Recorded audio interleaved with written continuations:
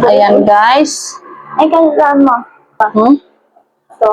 Ang kuko ko. Ang ganda ng aking kuko. Ayan, nilagyan ako ng anak ko ng kanyang pa Mother's Day guys. Ito tapos na nilagyan. Tapos ito na lang isa. Yung isang kamay ko na lang. Siya bumili. Siya rin ang naglagay. Ano ba yan, Libby? Tatlo cellphone nang nagbibideo, Libby. Yang ngipin mo, Libby, dadalhin talaga kita sa doktor para mabunot yan. Nung ayaw, nang hinayang ka dyan sa maliit ng ngipin. Yan. Huwag kang tawa ng tawa dyan, Libby. Okay na lahat? Ilan na lang? Dalawa. Dalawa na lang? Ayaw ko talaga yung kinukuskus ko yung...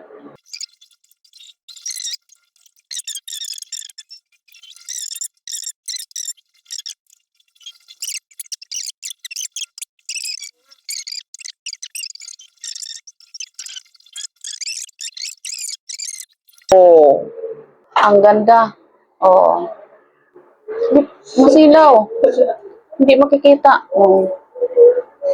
Ang ganda. Bakit yung isa wala? Plain lang siya.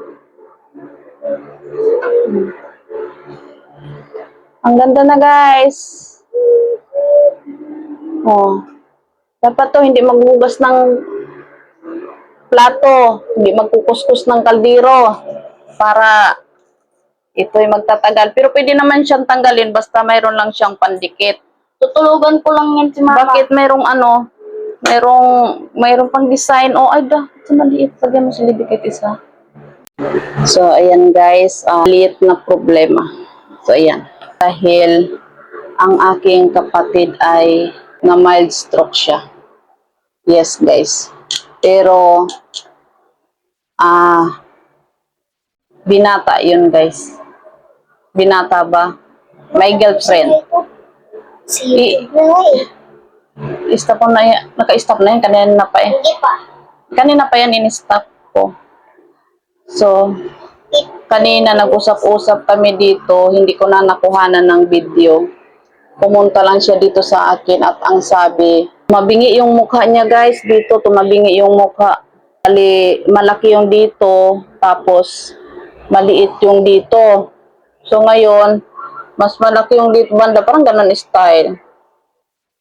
Pero kung titignan talaga siya, hindi talaga siya masyado mahalata. Pero kung titigan mo talaga siya, doon mo talaga malalaman na yung dito niya ay parang namaga or tumabingi, ganon. Tapos sabi ko sa kanya, dahil nga lagi siyang namamaril ng tilapia sa ilog, sobrang init, kaya sabi ko sa kanya, itigil na niya yung siging pamaril sa ilog.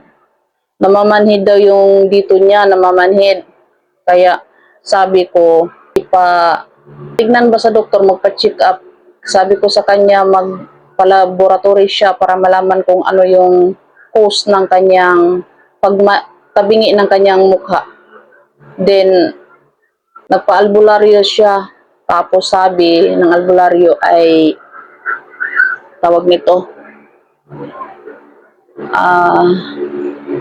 maniwala ba kayo guys doon sa buyag? Libe, hinaan mo yan. Nagbibideo ako dito. Nabuyagan siya. Kasi lagi siyang namamaril ng isda. Tapos bundok yun guys. Marami naman din marami siyang mga kasama din. Hindi lang naman siya. Pero ewan ko bakit ganun. Ang sabi daw ng albularyo, buyag. Yun ang sabi ng albularyo, buyag daw.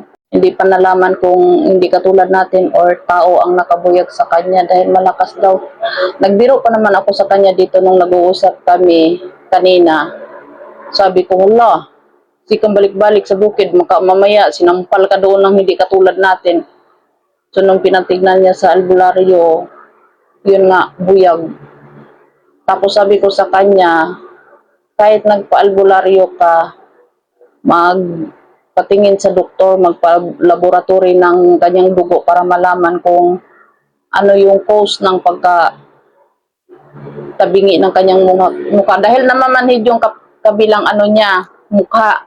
Tapos pag umiinom siya ng tubig, ay dito sa kabila, lumulusot ang tubig. Tapos pag ginagalaw yung mata, ito hindi nakisap. Tapos ito din ang nakisap. Kaya doon daw siya nagtaka.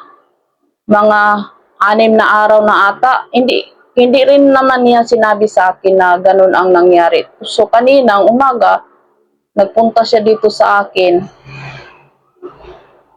Yun ang sabi sa isa, hindi muna daw siya papasok dahil tumabingi daw yung kanyang mukha. Kaya sabi ko, kahit nagpa-albularyo ka, pupunta pa rin tayo sa doktor para mayroon siyang ma-maintenance na gamot ba. Pero ayaw niya eh. Mahirap kaya guys, mahirap yung makikinig. At least sana mayroong, kaya kung nagpa-laboratory yun siya guys, mayroon sana siyang take na gamot ba, pang maintenance.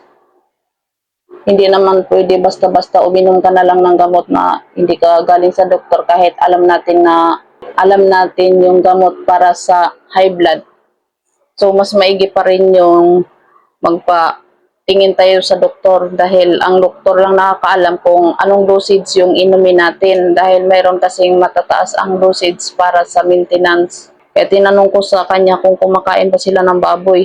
Sabi naman niya sa akin, minsan lang naman daw kumakain sila ng baboy. Pero sabi ko, itigil nyo na yung pagkain ng baboy dahil makolesterol kasi. Kahit dito guys, pag marami kaming manok, tinatanggal ko talaga yan. Yung mga taba ng manok at saka yung balat ng manok, tinatanggal ko yun guys. Di bali, magtayo ako ng 3 oras, ilang oras dyan guys. Basta lahat yun, tatanggalin ko yun. Tapos pag halimbawa kahit wala na yung balat no, pag nagtinula ako, unang laga ng tinula, tinatapon ko pa yun. Tapos, tsaka lagyan ulit ng sabaw. So, ganun guys. Sa kanila naman ay hindi ko alam kung anong proseso sa kanilang pagkain. Kahit gaano kasarap ng ating pagkain, basta bawasan ang mantika. Yung ganun talaga. Kahit ako dito, pag nagisa ako ng gulay, siguro yung mantika ko, nilalagay ko mga 1 kutsara lang guys. Basta maluto lang yung bawang, ganun. 1 kutsara lang. Tapos pag naipon naman sa sabaw yung mantika, sinasandok ko pa yun, tinatapon ko pa yun. Mahirap talaga pag magkasakit. Pira-pira kasi dito ang mga doktor. Hindi ka tatanggapin pag wala kang down payment. Mamatay ka dyan sa labas ng hospital. Hindi ka tatanggapin sa mga private na hospital. Dapat ngayon, pupunta kami magpa-check up sana ba. Kasos, naalala ko, Sabado pala ngayon. So, walang doktor ngayon. Ang hospital ng mga public, Lunes hanggang Biyernes lang. So, nagkataon talaga na wala talagang doktor ngayon. Kung sinabi niya nung nakaraan, di sana naisama siya sa isa. Nagpa-check up din yung isa dahil tumaas na naman yung kanyang uric acid. Yun ang karamihan sa problema sa mga lalaki. Pwede lang, tanggalin nyo na yung inom. Dahil pag edad nyo guys ng 40 pataas, doon na kayo makaramdam ng sintomas. Tuhod, yung mga join dito, karamihan, lahat ng nakikita ko dito sa may mga sakit, mga tumatanda na 50 pataas, doon guys, namamaga na yung mga join dito. Dahil, nung una pa lang, siyempre, walang naramdaman. Hindi ka nakikinig sa iyong partner na huwag ka nang uminom, huwag ka nang manigarilyo, ganun ganyan. Hindi ka nakikinig. In the end, so, sino mag-sacrifice pag napalyado ka na dyan? No, sino mag-sacrifice? Anak mo, asawa mo, kawawa kung wala silang makain. Sino yung maghahanap buhay? O, di ba? Kung alagain ka, alagain din yung anak mo, paano makapaghanap buhay ang babae? Di ba? Lalo na pag may maliit, mahirap talaga. Ako nga, gusto ko nga magtrabaho. Pero sinabihan ko yung isa, pag ako magtrabaho, hindi ko kayo uwiin dito, ipadala ko lang yung sahod ko. Ganon, sabi ko sa kanya. Kasi itong anak kong lalaki, kailangan pa yan ng guide guys. Dahil ayaw ko yung lumalaki sila sa lansangan. Dahil kahit nandito ako, nakakasagap siya ng salita ng mga bad words. Kaya ayaw ko ng ganun. Hanggat maaari, Kaya sa mga asawa, please lang talaga, kung ayaw nyo na lisod ang inyong mga asawa, makinig taon mo kay kawawa yung asawa dahil kawawa yung mga anak, yung mga nag-aaral mong anak. Buti sana kung palyado ka na dyan, tapos yung marami kang naipong pera, may yung anak mo naka-insure sa BDO Life, ganon. Yung mayroon bang insurance yung anak mo, so hindi ka matakot na ma-disable ka dyan, ma-paralyze ka dyan. Yung kapatid ko, wala pa naman yung anak. Mayroon siyang girlfriend.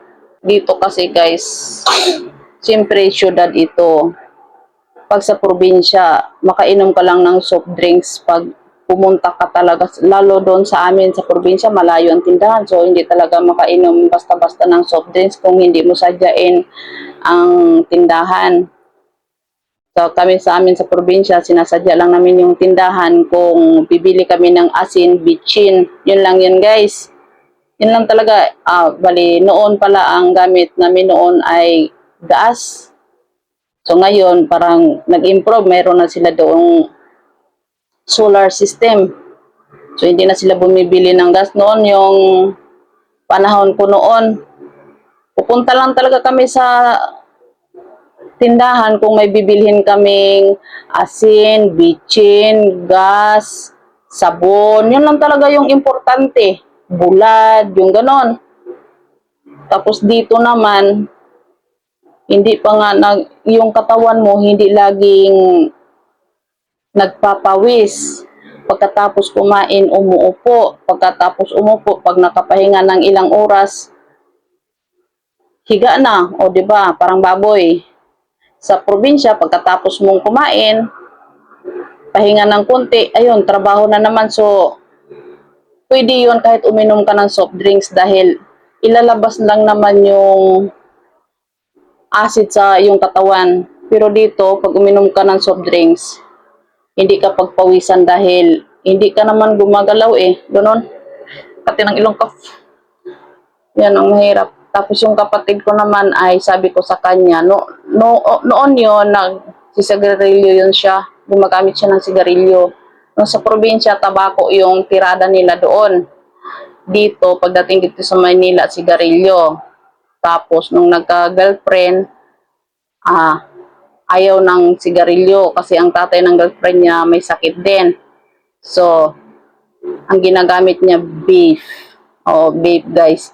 Then, sabi ko sa kanya kanina, sabi ko, iwasan mo na yung vape kasi mayroon niyang chemical. Binigyan ko nga yung kanina pang dikit dito. Yung pang dikit sa tuhod. Yun yung binigay ko sa kanya. Sabi ko sa kanya, dikit dito. Kasi namamanhid daw yung dito, ganun kalahati ng kanyang mukha. Namamanhid. Tapos pag uminom siya ng tubig, dito lumalabas yung tubig. Mahirap yan guys. Kaya ako, lagi akong nahihilo guys, pag halimbawa madaling araw, pag ikot ko, sumasabay yung bahay, umiikot din ang bahay. Kaya pag kinaumagahan, pupunta agad ako ng center, magpa-BP ako, tapos pag no blood naman ako, yan, bumibili ako ng Tiros. Yan ang iniinom ko. Kasi mahirap na maganda yung, pag ano yung naramdaman mo, Huwag nang iba yung magsasabi sa'yo, punta ka ng ganyan, magpa-check up ka ng ganyan, huwag mo nang hintayin yung iba pa ang magsabi. Ikaw mismo sa sarili mo, alam mo na may naramdaman ka, go, pa-check up mo agad. Dahil mahirap pag nahuli, katulad ng tatay ko, sabi ng kapatid ko, sa probinsya pala yun na stroke, nanguha daw yun ng tuble, dumulong daw guys, inatake pala yun ng stroke, buti sinundan ng kapatid ko. Kaya sa mga asawang lalaki, magpatigas pa kayo ng ulo. Hindi porket pinagbawalan kayo ng asawa nyo, kaayaw naman ng asawa. Dahil alam talaga ng mga asawa, in the end, ang mga babae talaga ang nagsasacrifice. Dahil karamihan talaga, pag tumanda na, lahat tayo, pagdating sa oras, pag tumanda na tayo, dadanasin natin yung mga sakit na noon ay hindi tayo marunong mag-ingat sa lahat nating kinakain, lahat nating iniinom. Tandaan nyo guys, Pag ma-over ka nga ng inom ng tubig, makamatay nga yan, di ba guys? Lahat ng over ay masama sa ating kalusugan. Pagkain nga, nakakabuhay, di ba? Pero pag umover naman, masama talaga yan sa ating katawan. Tubig, ay kahit lahat na lahat. Kung ano yung pagkain na walang lasa, yun yung mahaba ang buhay, guys. Kaya ako, pinagdasal ko talaga sa Panginoon, Lord, bigyan niya pa ako ng mahabang buhay kasi gusto ko pa makita yung mga anak ko sa paglaki dahil maliit pa yung anak ko, guys. Grade 2 pa lang yan. So, karamihan kasi ngayon na ang nai-stroke 40 pataas, 50 ganon. So, nasa linyahan ako, guys. Diyan. Natatakot ako pag yung tawag nito, pag nasakit na yung aking batok. Kaya hindi na ako naghintay na sabihan ako na ito yung gawin mo, ito yung ganun, ito yung punta ka doon sa ganyan, bili ka ng ganito. Hindi na. Ako mismo sa sarili ko, alam ko sa sarili ko na yun yung gagawin ko. Hindi na ako naghihintay ng ganyan. Isa din yung mister ko, guys. Matigas ang ulo. Lagi kong sinasabi sa kanya, huwag mo kainin yung bawal, pero tumitikim pa rin siya. Kagabi, dinaldalan ko siya kagabi.